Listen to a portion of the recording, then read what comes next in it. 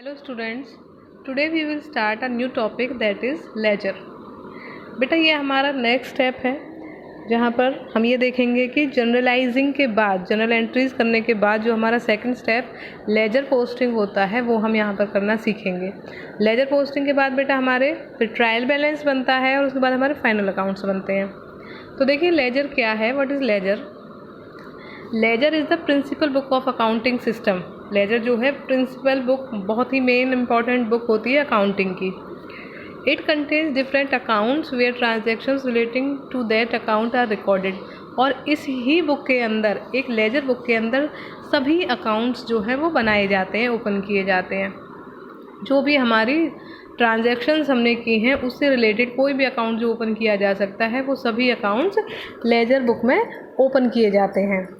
A ledger is the collection of all the records debited or credited in the general proper and various general about which you have learned in the chapter 4th। तो देखो बेटा हमारा जो laser होता है, laser जो book होती है हमारी, ये सभी अकाउंट्स का कलेक्शन होता है। जो भी अकाउंट हमारे जनरल एंट्री के द्वारा डेबिट हुए थे या क्रेडिट हुए थे, जो कि हमने जनरल एंट्रीज़ में सीखा था। ठीक है, जनरल एंट्री मैंने आपको काफ़ी अच्छे से करवाया है। तो जनरल एंट्री में जो भी अकाउंट डेबिट हुए, क्रेडिट हुए, उन सब के अकाउंट जो जब ओपन कर दिए जाते हैं वो लेजर में ओपन किए जाते हैं। A ledger may be in the form of bound register और कार्ड्स और separate sheets may be maintained in a loose leaf binder. In the ledger each account is opened preferably on separate page और card. तो बेटा depend करता है कि कौन सा बिज़नेस किस तरीके से अपनी लेजर बुक मेंटेन कर रहा है। बस आपको ये समझना है कि लेजर बुक जो होती है वो सेपरेट होती है और इसमें सभी अकाउंट्स जो हैं वो ओपन किए जाते हैं, सेपरेट अकाउंट। आगे देखिए यूटिलिटी क्या इंपॉर्टेंस है, क्यों ये ओपन की जाती है। A ledger is very useful and is of utmost importance in the organization. The net results of all transactions in respect of a particular account on a given date can be ascertained only from the ledger। तो बेटा laser से हम balance का पता कर लेते हैं, किसी अकाउंट का क्या बैलेंस रहा है, जो कि किसी भी ऑर्गेनाइजेशन के लिए बहुत इंपॉर्टेंट हो सकता है। For example the management on a particular date wants to know the amount due from a certain customer or the amount the firm has to pay to a particular supplier. Such information can be found only in the ledger। तो बेटा जब laser में आप account बनाते हो, अगर आपने कोई डेटर अकाउंट बनाया है या कोई क्रेडिटर अकाउंट बनाया है, तो उस अकाउंट के बैलेंस से हम इजीली ये बता सकते हैं कि आपको कितना किसी को देना है या कितना किसी से लेना है। Such information is very difficult to ascertain from the general because the transactions are recorded in the chronological order and defies classification। तो अगर ऐसी इन्फॉर्मेशन हम जनरल से निकालना चाहें तो जनरल से ऐसी इन्फॉर्मेशन मिलना बहुत मुश्किल होता है, क्योंकि जनरल में जो ट्रांजैक्शन रिटन होती हैं वो क्रोनोलॉजिकल ऑर्डर में होती हैं। एवरी डे जो ट्रांजैक्शन हो रही है वो डेट वाइज डेट, एक ट्रांजैक्शन होने के बाद सिस्टमेटिक ऑर्डर से वो रिकॉर्डेड होती हैं। तो वहाँ से सब कुछ, सारी ट्रांजैक्शंस में से कि कोई किसी एक अकाउंट के बारे में जानने के लिए बहुत टाइम कंज्यूमिंग और बहुत डिफ़िकल्ट प्रोसेस हो जाती है। तो वहाँ पर बहुत ही डिफ़िकल्टी फेस करनी पड़ सकती है। For easy posting and location accounts are opened in the ledger in some definite order. For example, they must be opened in the same order as they appear in the profit and loss account and balance sheet. In the beginning, an index is also provided for easy identification. In big organization, each account is also allotted a code number।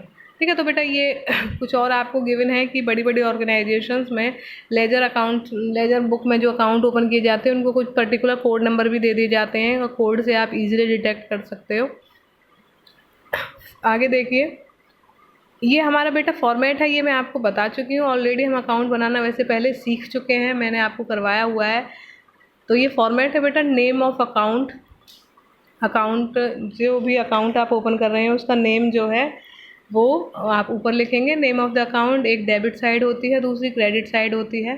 Format में हमारे debit side पर आपका date का column और credit side पर भी हमारा date का कॉलम होता है, बीच में particulars then journal folio, then amount. Journal folio JF जिसको हम शॉर्ट फॉर्म में लिखते हैं, JF जनरल फोलियो इसकी फुल फॉर्म, ये आपके पेज नंबर्स होते हैं जहाँ से आप जो अमाउंट है वो जनरल बुक से आप ट्रांसफ़र कर रहे हो इस अकाउंट में, तो वो पेज नंबर होते हैं, ये हमारे जनरल फोलियो। इस तरीके से अकाउंट प्रिपेयर किया जाता है और उसके बाद उसका बैलेंस जो है वो फाइंड आउट किया जाता है। So according to this format the columns will contain the information as given below. ये मैंने आपको ऑलरेडी बेटा पहले डिस्कस किया हुआ है। तो देखो पहला क्या है, title of the account. Suppose आपका कैश अकाउंट है, राम अकाउंट है, मोहन अकाउंट है, तो वो हेडिंग ऊपर आ जाएगी राम अकाउंट या कैश अकाउंट करके। देन बेटा हमारा डेबिट साइड है और क्रेडिट साइड है। DR की फुल फॉर्म होती है debit, debit side of the account, that is left side हमारी डेबिट साइड होती है, और CR क्रेडिट होती है, ये हमारी राइट साइड हमारी क्रेडिट साइड होती है। हमारा डेट का कॉलम होता है, यहाँ पर आपका ईयर, मंथ और डेट सारी चीज़ें मेंशन रहती हैं। पर्टिकुलर्स होते हैं बेटा, पर्टिकुलर्स में हमारा आइटम जो है वो रिकॉर्डेड रहते हैं। जैसे अगर आप कैश अकाउंट बना रहे हो तो कैश किस ट्रांजैक्शन के थ्रू आया है, अगर आपने सेल्स की है तो सेल्स पर्टिकुलर में आ जाएगा, आपने परचेजेस किए हैं तो परचेजेस पर्टिकुलर्स में आ जाएगा। जनरल फोलियो ये मैंने आपको बताया है, ये पेज नंबर होते हैं हमारे। देन हमारा अमाउंट का कॉलम होता है, जितने का आपका ट्रांजैक्शन हुई है 2000 5000 वो हम अमाउंट में राइट कर देते हैं। आगे देखिए, next is distinction between journal and ledger. Distinction है, डिफरेंसेस जो हैं वो क्या रहेंगे जर्नल एंड लेजर में, तो ये चीज़ तो अब आप खुद से भी डिफ़ाइन कर सकते हैं, क्योंकि आई होप इतना आपको समझ आ गया है कि जनरल और लेजर जो होते हैं इनमें क्या डिफरेंसेस हो सकते हैं। तो देखिए, the journal and the ledger are the most important books of the double entry mechanism of accounting. Differences देखिए, first is the journal is the book of first entry, original entry, ledger is the book of the second entry. ठीक है, ये मैंने आपको बताया था कि first step जो होता है वो हमारा जनरल एंट्री होता है और सेकंड स्टेप जो होता है वो हमारा लेजर पोस्टिंग होता है। Second point, the journal is the book for chronological order, the ledger is the book for analytical order.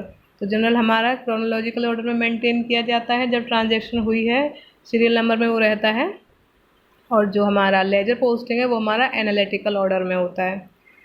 Third देखिए, the journal as a book of source entry gets greater importance as legal evidence than the ledger. तो हमारा जो बेटा general जो है वो हमारी original entry वहाँ पर रिकॉर्ड की जाती है, तो इसी वजह से इसको एज अ लीगल एविडेंस भी हम एविडेंस के रूप में भी इसको कहीं पर भी शो कर सकते हैं, लेकिन हम लेजर को एज एविडेंस शो नहीं कर सकते, क्योंकि वहाँ पे हम वहाँ पर जो हम अमाउंट लिख रहे हैं वो कहीं और से देखने के बाद ट्रांसफ़र कर रहे हैं, तो वो हमारी सेकंड स्टेज हो गई है हमारी। फोर्थ देखिए, transactions is the basis of classification of data within the general account is the basis of classification of data within the ledger।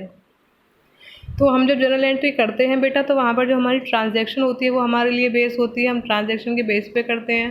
जैसे कैश टू सेल्स हो गया, परचेजेस टू कैश हो गया, तो जो ट्रांजैक्शन होगी उसके बेस पर हम जर्नल एंट्री करते हैं।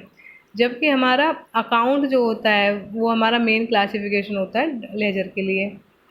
फिफ्थ देखिए, process of recording in the journal is called journalising और process of recording in the ledger is called posting. तो जब हम जनरल एंट्रीज करते हैं उसे जनरलाइजिंग कहते हैं, और जब हम लेजर अकाउंट बनाते हैं तो हम उसे पोस्टिंग कहते हैं।